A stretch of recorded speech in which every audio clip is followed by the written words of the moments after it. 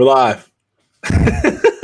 All right. It's always awkward because I'm like, are we live? Are we not live? And so, thank you.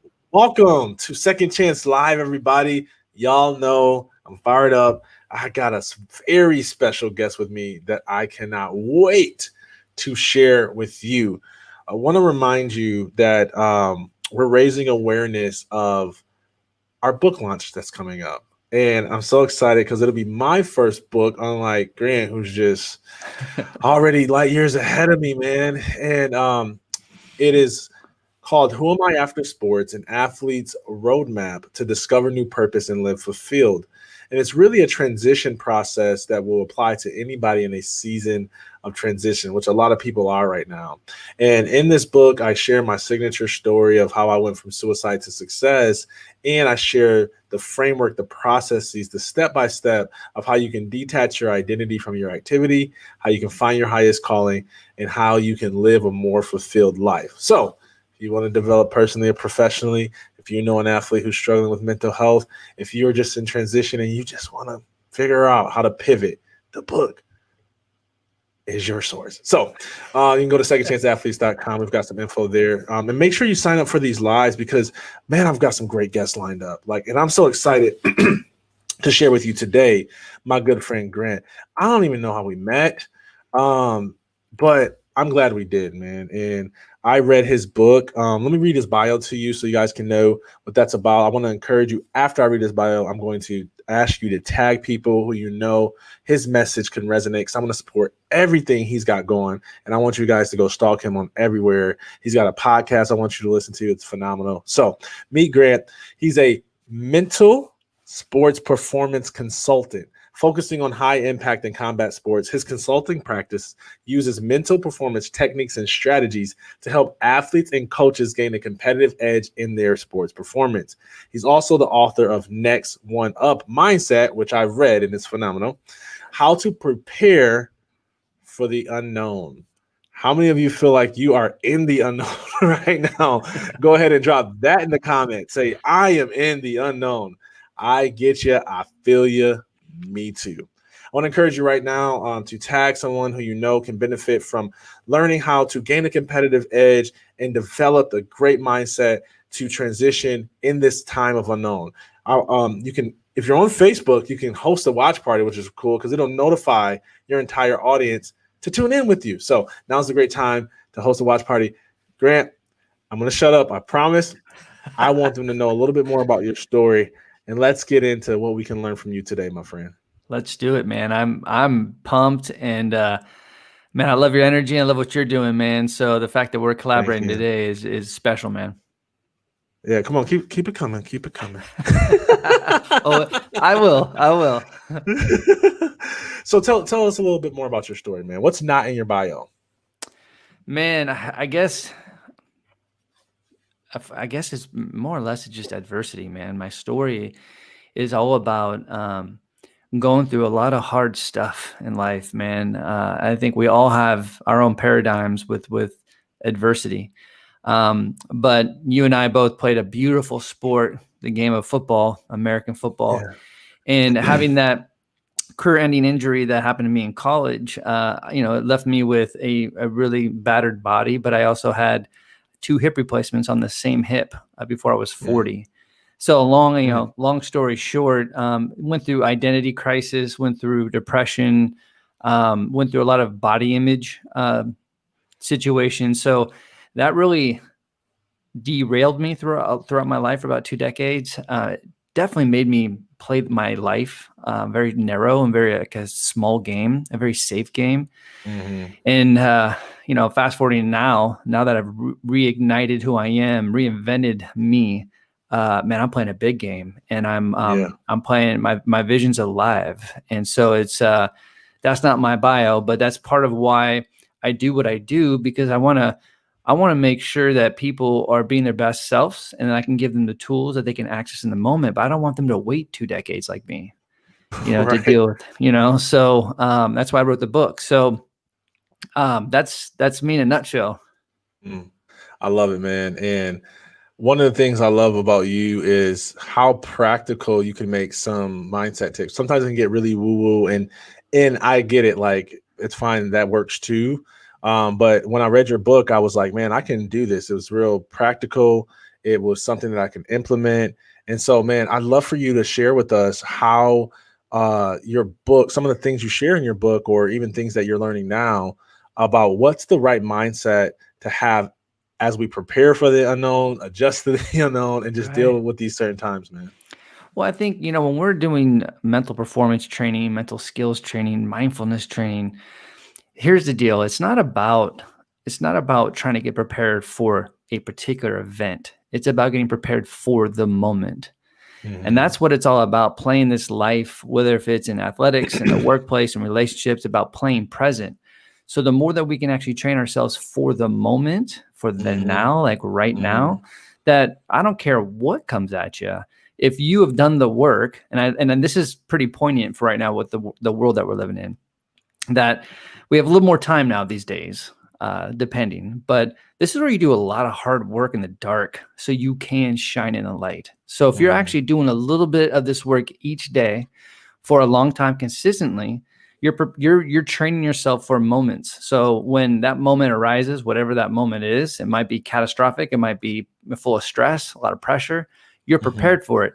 And you can actually get into these tools. You can get into your breath. You can start visualizing. You can start talking to yourself. So you can access your mantras. I mean, there's all these things we can do, but we got to train for it. So that's why now that I've gone through all these adversities, for some reason, I've just trained myself. Where there's a crisis, there's an opportunity. And I talk about that in the book. Mm-hmm. So I get excited when I go through some shit, right? I just do, because I know there's going to be an opportunity on the other side.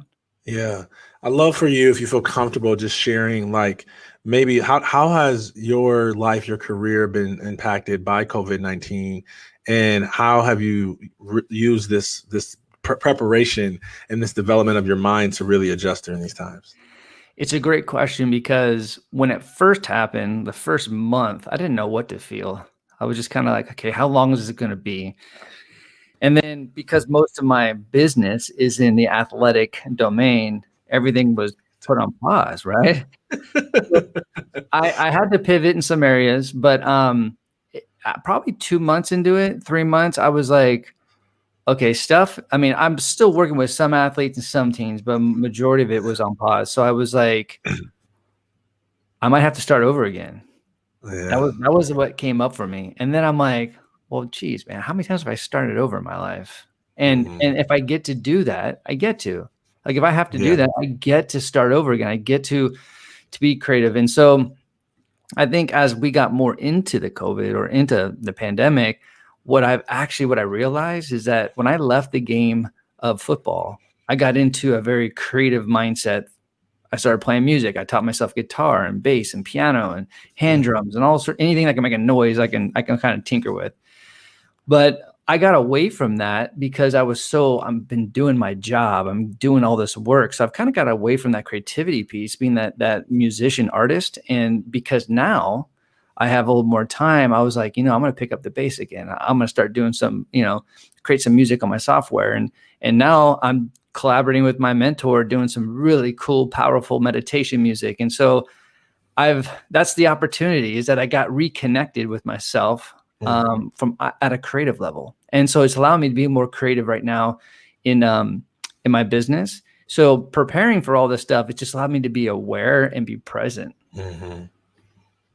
I love it, man. And I've experienced the same thing, being in the same industry, sports industry, things got shut down. And I'm Yeah. an in-person type of person. And I'm like, oh, I just want to put like, I feel like you only can feel so much of my energy over the screen. But you know what, man, I've recorded a course, like actually two courses now. And I've connected with some amazing people. And I actually enjoy not having to be on the road. You know what I Right. mean?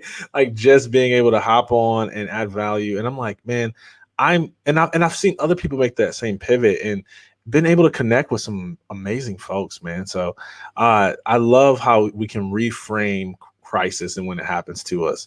I love for you to share. I mean, you just breeze through breathing mantras. Like I can't do that, man. This is not our expertise. I'd love for you to share some practical stuff. Like, man, if someone wants to get in the habit right now, they've got time on their hands, Right. right?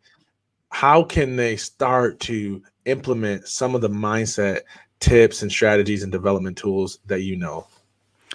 So two things is, there's a lot of starting points to this. So, but I will say this.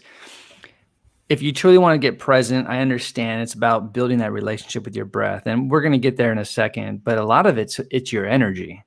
And I think Mhm. we bypass that from time to time. I think in mental skills training and sports psychology, we talk about it, but I think that's a starting point, because what fuels our mindset, what fuels our emotions, our thoughts, our decisions, energy.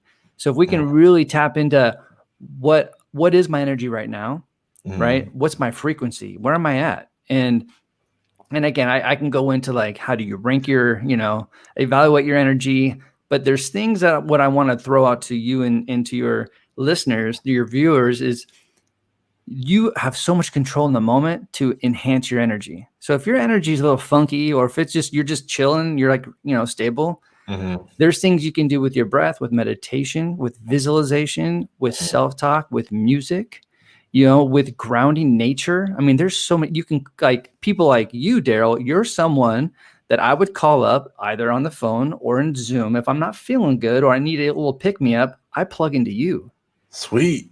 right? Say it So I plug, again. I'm gonna use this for yeah. promo.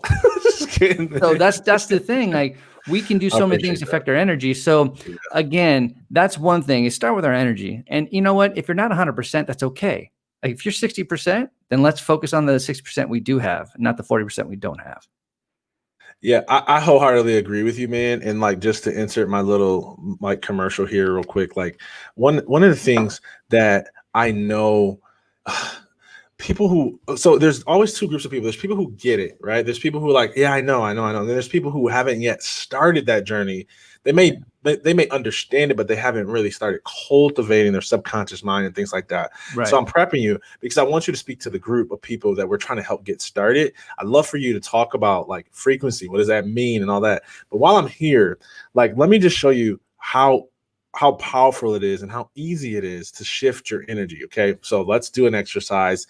Consider this my commercial. While I do this is a great time to tag somebody, to host a watch party, to share with people that you like, love, and care about, because we're sharing this information freely, and we ask that you just do the same. So here's my exercise. All right, close your eyes, and I want you to think after you tag people, and I want you to think about someone you lost, someone you care about. Let me watch this. Oh, I know this is what happens when I make up random stuff. Oh, where's it at? Okay, I'm gonna find this later. I've got this inspiration with me. Is it in here? No, it's not in here. I'm gonna look for it in a second. But let's think about someone who we lost, someone we care about, and we really wish that they were here in our life. And think about what life is like without them. Okay. Notice your energy level. Immediately, it starts to bring it down a little bit. Now, let's flip that. I want you to think about someone who's in your life right now who you love, who brings you energy, who makes you laugh. Think about the last joke they told you. When's the last time you like belly laughed? That is how quickly you can shift your energy. And what happens is when you're feeling stressed, when you're feeling overwhelmed, it's your thoughts that are fueling your feelings, your emotions, and producing your results. Yeah. So we can switch that equation, just that easy. All right, so that's my little commercial. Thank you guys for indulging me.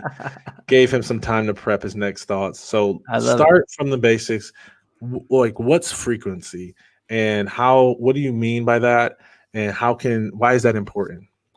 So when you think about frequency, I mean, obviously there's the way that I look at it, there's a couple different definitions. Like, it's not the amount of things you do, like, right, the times you do something, it's about the measure of light. So that's the frequency that I'm talking about. So when you think about like things that are lit up, like the sun, the light that's right now that's in the room that's lighting things up, the candle that you light from time to time or every day, depending who you are, what is fueling all that? it's energy. So when you think about the light, it's about cultivating that energy so you can share your light. I think as humans, for me, we're here on this earth to share our energy, to plug into each other, not to do this stuff alone. Mhm. You know what I mean? So that's why, collaborating with you and doing this stuff, my frequency is high right now because I'm plugging into you and Yeah. I'm open to it. So I think for me, it's about, it's your light within inside you. That's the frequency, and to learn how to activate it. And then there's sometimes that Yeah. light, that frequency might be a little dim from time to time. That's okay. Yeah. But guess what? You have all the power to change it. Like you just did. That's a beautiful exercise. That's a shift, right? Yeah. Now I'll throw this Thank you, out because I there. thought I completely bombed it. No, man. I dropped right into it, man. It was good. It was beautiful. So, Thank you. and what I'll say, and we can talk a little more about breath, but I think when you Yeah. actually can really have an incredible, awesome relationship with your breath, you can really, really connect with your energy, and you can really be open to other people's energy. So if you're having a bad day, bad moment, right? Which is funny when you say a bad day, because I don't think we have bad days. We just have that bad moment. So then we just color the whole day as bad. And no, we just had a bad moment, right? Yeah. So what I like to share and teach is the reset breath.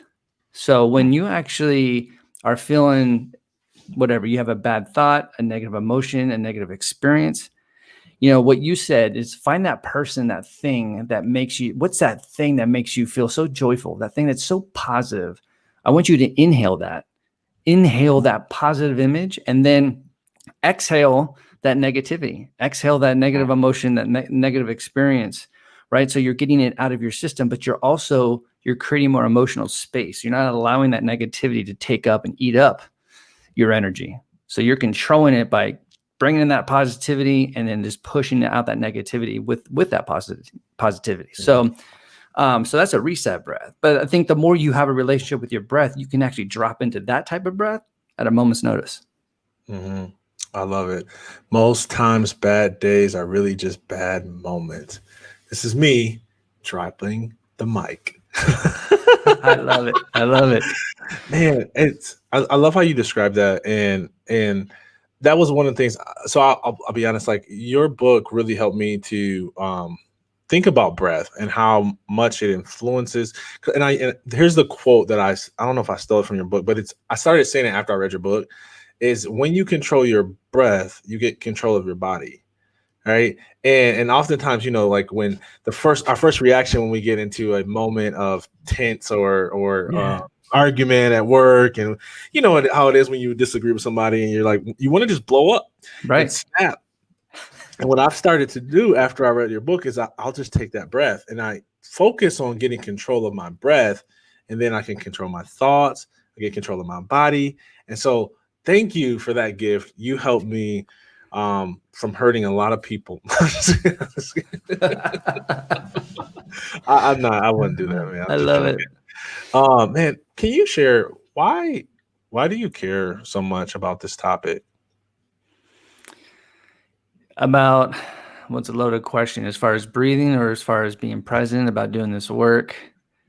Just doing the mindset work. Yeah. To be honest with you, that's actually, it's an awesome question, because I was fortunate. I'm 46 years old. So when I was growing up in the 80s and the 90s, this wasn't normal for me, at least where I was growing up. We weren't talking about, within my teams that I was playing in school and, organizations that I was connected with, we weren't talking about psychology and mindset. But I was fortunate, though, that I was introduced to it by my dad. So when I was 10, when he felt that I could kind of understand it, he was preaching breath. He was preaching self-talk. Visualization he was putting me through these really new agey hypnosis tapes. I don't know if you know Rod Carew, but he's a Hall of Fame baseball player back in the day for the Angels. And he created this program. And so as a 10-year-old playing baseball, I was like, that was my introduction to this work. So as I started to do it year after year, and in high school was when the visualization, that technique really took off. Like I started to be my own filmmaker. I was like, wow, man, I could really create a cool story and create my success. Mm-hmm. And I don't think a lot of people were doing that back then. I'm guessing. So I had this introductory experience with it, and then when you lose who you are and you start to lose your body and you start to really be a victim, Mm-hmm. and for a long time, that I think when it comes time when you've regained that and you've reactivated yourself and redesigned yourself, then you have this new feeling. And so that's where I was like, man, for almost 2 decades, man, I was living in a shitty place, and I don't want to be there. And I don't want people to be there. So it's just times like that's my motivation. And again, going back to the energy, the core platform or foundation is to share my energy. Like my energy is my offering. And I believe with all the stuff that I can do and all my experiences, that if I can inject that into people or a person or a culture, that actually gets my frequency rocking. So it's just being in service, to be honest. Yeah. I love it. One of the other tips that I've learned, because sometimes when we talk about energy and transferring energy, especially me, since I'm a loud person.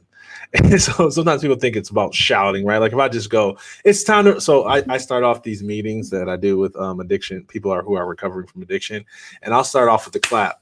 Like, you do the clap and then you make them join you. Then you go faster. Yeah, totally. And then it's like, that's how we raise the energy. And so people, you don't have to do that in order to raise your energy. It does work. Right. But you can raise your energy by just smiling. Totally. A smile is so powerful. I love my friend Barry Shore. He says SMILE stands for seeing miracles in life every day. And every day we get to see miracles, and that makes us smile. Yeah. So if you're watching this, we've got a few moments left with Grant. Now is your time to drop some questions in the chat. We want to be able to answer things that are specific to your unique situation. He is a treasure, a gold mine full of wisdom. And so take advantage of having him here. Man, I'd love for you to share some of your experience with working with athletes. I know you worked with a ton of them in teams. What typical situation are they in, and how are you able to help them move forward or get better? Typically on an individual basis, it's what I've experienced is it's more about dealing with confidence. So not only how can I get confident before I perform, but then when I lose it, how can I regain it? And I call that, to me, when you're in the middle of a performance and you've lost your confidence and you're trying to get it back, I call it the shift. And we can actually shift back into our most confident self, but we have to act. There's actions to act back into our confidence. So we have to teach ourselves and train that. So I deal with a lot of the confidence issues and also the fear of failure. Mm-hmm. So a lot of that, what if I don't start? What if I don't get the scholarship? What if I don't do well? If I don't perform in front of my parents, my girlfriend, whatever. So it's getting them out of that future-based living mindset, and which I call pre-living. We get them into the now. We get them really present. So that's why I'm doing some things I call an MVP, meditation, visualization, and powerful self-talk. That is something that, yeah, man, doing those daily MVPs will get you really connected and really have a better sense of the now, like the present. Yeah, give us that one more time. So MVP is meditation, visualization, and powerful self-talk. Love that, man. I wish I was sweet at coming up with acronyms like that. Everyone's better at it than me. And like Barry Shore, have you ever listened to that guy? He's on iHeartRadio. You should listen to him. He is like the king of acronyms, man. I came on his show as a guest, and everything I said, he stopped, he paused and said, Hey, there's an acronym for that. Right. I'm like, dang, man, how many do you got? But that's one of those ones, man. So I love that though, man. The MVP, that's a great strategy. It's easy to remember. It's something that anyone can do. Yeah. I love for you to talk about for a brief moment of, man, I know this as a coach, that there's people who are great success stories and then there's people who don't get it right. What has been some of your experience with clients who maybe haven't got it and have not implemented what you taught? And why do you think that they haven't seen the results that that they could see? Typically I think it's just it's barriers. It's I believe there's belief systems that are barriers. And so for me, I'm ready when you are. So I can't force you. If I start forcing you, then the whole trust and rapport thing starts to go in a different direction.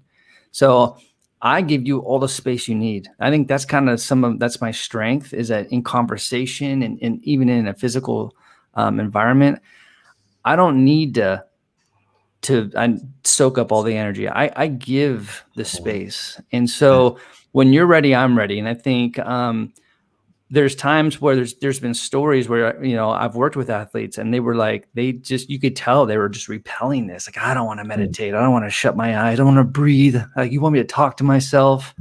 And I said, well, that's cool, man. Don't. But I'll tell you who the people that do it and what the results they get from a control standpoint, not a results as far as stats and championships. I'm talking about the results of actually being present and having control and living for the moment. Right. So more often than not, when you give them that space, they might have to think about it for a little bit. Then they'll come back to me and say, okay, I'm ready. Okay, cool. I'm ready now. Let's go. I've stayed in my lane. I love that, man. Drive together. I love that. It reminds me of this story of when I first started seeing a counselor. Let me say it this way. When I first started seeing a good counselor, because I had to go through like 3 or 4 bad ones before I got to a good one.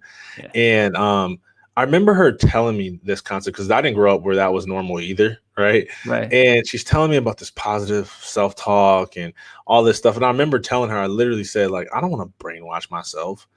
And she and this was 45 minutes into the session, and I was frustrated because like the majority of the session was just me venting about problems, and I didn't feel like I was getting any breakthrough or anything. And so then she was like telling me to do this positive self-talk, and that was my response to her. And I love her response to me, which I want to share with you. If that's something that you struggle with, it's like, you don't want to brainwash yourself or do this woo-woo stuff. She goes, you're already brainwashing yourself with negativity. You might as well change the tape. Exactly. I love that, man. And it hadn't occurred to me that everything I had set up into that meeting was entirely negative, and it was fueled by this just negative thought life. Like, I just saw life through this lens of gloom and doom, right?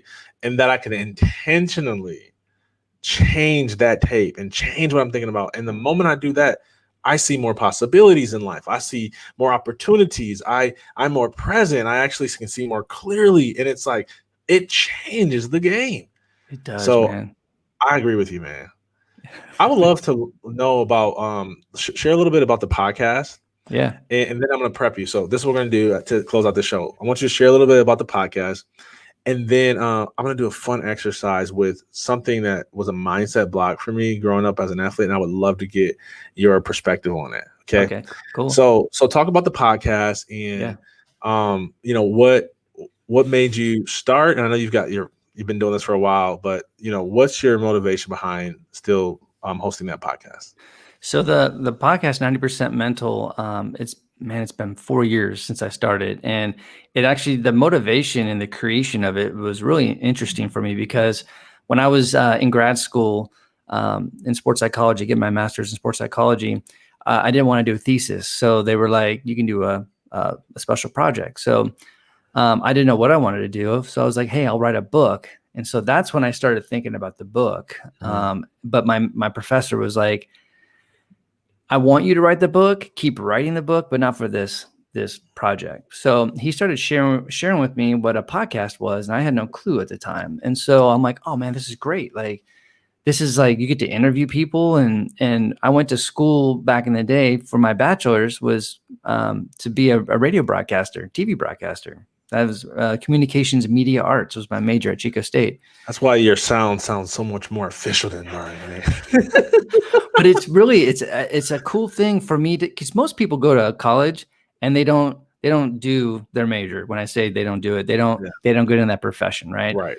And so for me to find my purpose in life and also go back and to use this, it's kind of full circle. So doing this for 4 years, man, 90% Mental has been really cool. I've had a front row seat to people like you, Drew Bledsoe, Roger Craig, AJ Andrews. Throw my name in there with Drew Bledsoe. Hey, Chris Broussard. Thanks to you. Yeah, that's right. Right. So I mean, I can keep going. It's been a really cool ride. And what's been really cool is that I've created a show within the show. So I've created a series, a podcast series for quarterbacks, since that was my DNA when I was playing football. Jake Plummer, who's a former All-Pro quarterback, who's in the NCAA Hall of Fame, him and I have this show together. It's called In and Out of the Pocket podcast series, but it's still 90% mental, but I'm just creating a show within the show. So, but it's been fun, man. I've been bringing on all sorts of people, all different athletes, coaches, sports psychologists, wellness experts, and executives. So it's been cool. Yeah, man, I love that. And I love for people to connect with you, and they can just go to your website and they can get access to you, then get access to the podcast and listen to all the amazing episodes. One of the best episodes was the one that I was on, of course. It was between me, Drew Bledsoe, and Chris Bouchard. Yep. There it is. I love it. Man, all right, so you ready for this fun exercise? So check this out. I was very talented as an athlete, and I played a lot of sports. And I remember, I can't remember what age I was, but it had to be high schoolish age, maybe like freshman year high school. I had really started to get like attention and rankings and things like that. Like it started to get serious. Like, oh man, this guy's going to go somewhere. And somehow I got connected with this guy. I think his name was Chris Weber. He was a trainer out of Detroit, Michigan.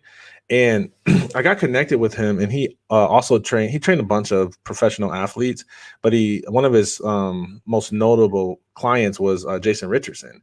And I remember doing this workout with him, and he told me during this workout that I had more raw talent than Jason Richardson did, and that I would be a better basketball player than him. And to hear that as a freshman in high school, I did not go, yeah, I'm going to be the man. I literally went, there's no way I could live up to that expectation.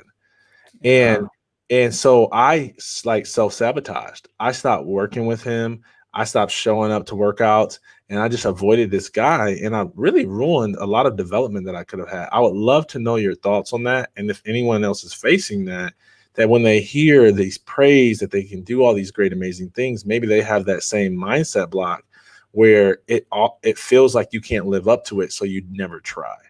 Yeah. Two things that come up for me initially is pressure and motivation. So typically we all have a different paradigm when it comes to pressure. Now, a lot of times now in high school, so this happened to you in high school. So in high school, when you ask the question at the high school level, is pressure positive or negative? And more often than not, I hear that it's negative. So instantly pressure is negative. They haven't had an opportunity, and I get it, but they haven't had an opportunity to have a different relationship with pressure. So pressure is a privilege, right? So how are diamonds made? By pressure. So if we want to shine, and we're talking about shining our light. Oh, hold on. Right. Hold on. Get the bell, man. You got the bell. I love it. I love it. Diamonds. Yeah, man. It's a great perspective. It is.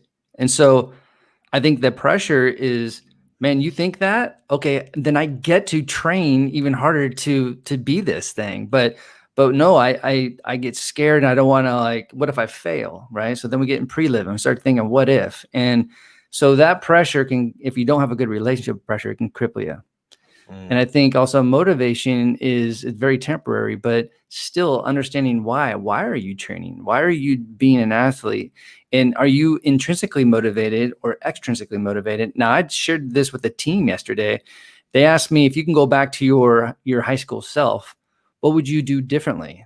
And I was like, oh, awesome. I said, I would have totally changed the way I was motivated. I was so externally motivated about people liking me and being a quarterback and homecoming king and all these things that were really awesome. If I didn't have a good game, I felt my stock as a person would go down for a week. So that emotional roller coaster, I was just living that thing, right? What if I actually had more intrinsic motivation, where it was just me? Like I was competing against me. I was betting on myself. Yeah. So I gave so much energy to the externals. So that's why I think with, talking about you, I think understanding your relationship with pressure, then understanding what your motivation is and what inspires you, But when you're 15 years old, you're still trying to figure out a lot of stuff. Hmm. Yeah, man, that's really good. Wish I would have known that then. Zero helpful now. Thank you. Uh, I'm just I kidding. know, right?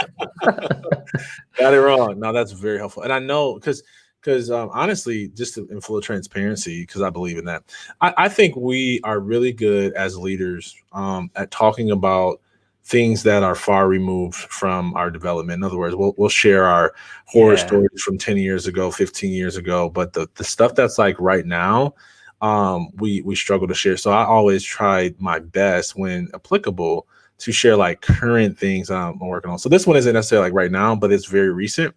Um, I was working with a mindset coach. Her name's Stacy, and she'll come on at some point. I don't know the date, but she's a part of this series as well. And we were just doing the mindset work, talking about the right. past, trying to figure out how to get me to peak performance, all this stuff. And what was coming up was that story I just shared, right? It was that this belief that I had as a child was being carried into my belief as an adult.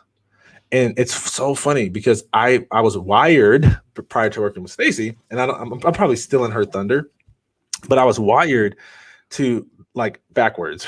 So if people tell me I can't, like I'll do it 100 miles per hour. But when Yeah, people told me I could, it was like freeze, like gonna let people down, failure, and all this stuff. And I would do the same thing as an adult, right? Like if people are yeah. like, you can't do it, I'm like, man, watch me, I'll show you. And then if they're like, you got this, you're amazing. I'm like, no, I can't. So she helped me break through that mental barrier. And so I say that so that people understand that um it may sound elementary, like you may think it was just this small incident that happened when you were younger, but you carry those beliefs into who you are as an adult. Have you seen in your work with people that sometimes what happened to them when they were younger shows up when they're adults? Oh man, a lot. I mean, when you think about all the developmental stages that we all go through, well, I think it's 5 of them, that there's things that just color us. That was the thing that stuck with me. I had some negative belief systems that I had to get rid of that Mhm, were around for a long, long time. mhm. And I've seen that. I mean, when I work with executives, it's like wow. But it's still, that's my job, is to get them to Yeah, understand like how wow this belief system is, and you have all the power in the world right now to reprogram it, rewire, and it's yeah, yeah. So yeah, I've seen it for sure. yeah.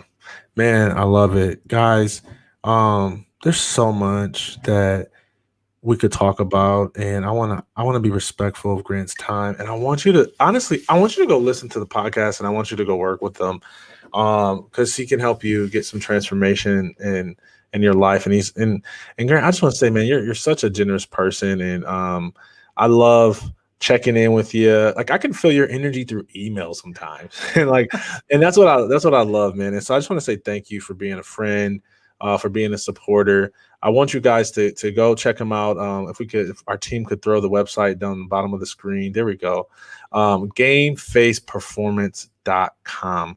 Reach out to him, listen to the podcast, leave like 25 reviews on my episode so that we can now with confidence say that it's better than Drew Bledsoe. I love it. I love it. Oh man, if you're just tuning in and you missed all the amazing content, I've got good news for you. We'll leave it up. You can go back and watch it with one promise that you will host a watch party. Because if you're watching and you're not hosting a watch party, I will find you and I will call you selfish for holding all this good information to yourself. So make sure you do that. We're also raising capital to be able to get this movement and my book launch out to the world. And so if our message, our mission resonates with you and you want to help athletes live more mentally healthy, help them transition out of sports, help them detach their identity from their activity, find their highest calling, and Yeah. live more fulfilled, reach out to me. I'd love to share more information to see if it makes sense for you. We'll love your financial support. Guys, thank you for tuning in today. Grant, again, thank you. Any last words you want to leave us with? And I have the bell ready because I know how All you right. are. Well, two things real quick. I'd say, you know what? Don't be afraid to play a big game with your life, with your relationships, with work, with athletics. Play a big game, man. Be vulnerable. Test yourself. Also, I'm going to share this because when I had you on my show, you shared something with me at the very end, off record. You said, Grant, this is the most beautiful thing that I've heard, and I've shared this with so many other people, and they've called back and said, dude, this actually works, and it's this. Who do you know that I need to know? So we talk about like connection, right? Yeah. So that, when you said that to me, I was like, whoa. And then I threw it back at you, and we both helped each other out, right? Yeah. I've had so many people where they're trying to get their podcast, or trying to get guests, or their whatever. I tell them that question, they come back, they're like, dude, that's like a ringer. That works, because it's very inviting. Who do you know that I need to know? Yeah. And I just want to share, man, it doesn't have to be something about monetary. Like, who do you know that I need to know with my life? Yeah. That's going to help me feed me, you know? Yeah. So it's beautiful. You. Yeah. I will send you the bill. I love it. In the middle. But yeah, man, and let me just say this. It's because any networking principle, business building principle can be used the wrong way, right? And so one of the ways that I've seen that used wrong is people are just trying to jockey, right? But when it's used authentically, it really is powerful. And I know you do it authentically, because, and the reason why I do it is because it gives people the freedom to decide what they think is best. So it's not me trying to like sales or being like, hey man, I know you know Drew Bledsoe, make an introduction. Totally. Like it's to say, you've listened to my message, you've heard my heart, you know my mission. Now that you know me, is there anybody in your life that I should be connected to? And then you go, yeah, well, this person, it takes the pressure off of people, and it actually creates more meaningful connections, right? Because I might connect with Drew Bledsoe and we might not have anything in common, but when I asked you that question, which I did, and you connected me to, was it David? Is that who you connected me to? Or Todd? Yeah. Todd, yeah. And I mean, I love that guy. So it's I'd rather have a meaningful connection than something that strokes my ego. Right. So great question. Thank you for bringing that up. Yeah. I will send you the bill via email. And hey, I'll pay it. Thank you guys for tuning in. We love you. And our next guest, thank you, team, is Jonathan Orr. He's in the athletic transition organization. I want to say athlete transition services. He's worked with colleges like Clemson and a bunch of colleges. We're going to geek out and talk about athlete transition, and we're going to have a contest to see who knows more. All right. I'm so kidding. No, but he's a great guy. I love him, man. And he's going to be doing some things with us. And so thank you. Stay tuned for that. All the information is on our pages. And so make sure you go to secondchanceathletes.com. You can actually subscribe to get the notifications so that you don't miss a live. Because I don't know how long I'm going to let these live out there forever. I might package them and use them as marketing material so that people can know I'm better than Drew Bledsoe. I really stroked my ego today. I love it, man. Hey, thanks again, my friend. Until next